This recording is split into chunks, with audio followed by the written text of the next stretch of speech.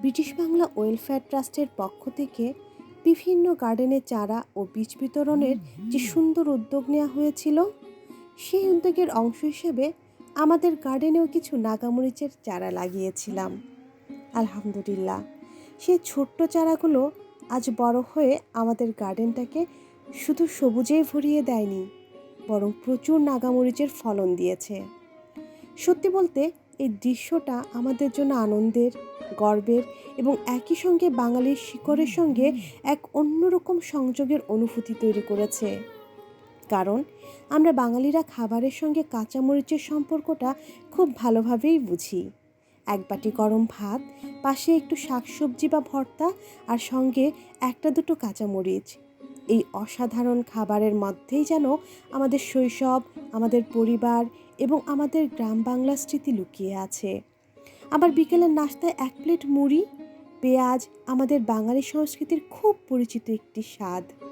কাঁচামরিচের ঝাল শুধু খাবারের স্বাদ বাড়ায় না, এর সঙ্গে জড়িয়ে আছে আমাদের আবেগ, আমাদের ঐতিহ্য এবং আমাদের ঘরের খাবারের স্মৃতি। আর নাগামরিচ তো আমাদের কাছে একটু বিশেষ।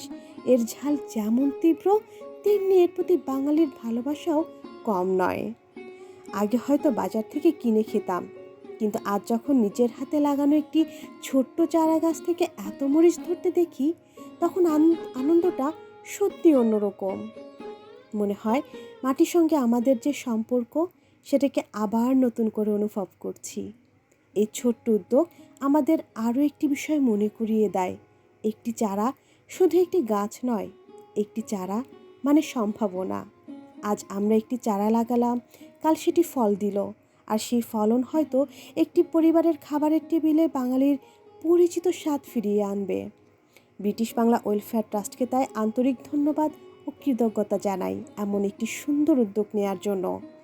আপনাদের দেয়া সেই ছোট্ট চারাগুলো আজ আমাদের গার্ডেনে ফলন দিয়েছে, আর সেই ফলনের সঙ্গে সঙ্গে আমাদের মনে জাগিয়েছে আনন্দ, ভালোবাসা এবং আমাদের বাঙালি সংস্কৃতির প্রতি নতুন করে গর্ব। আলহামদুলিল্লাহ, মাটি, মানুষ আর আমাদের বাঙালির ঐতিহ্য, এই তিনের সুন্দর মিলনেই যেন এই নাগামরিচের গল্প। ভালো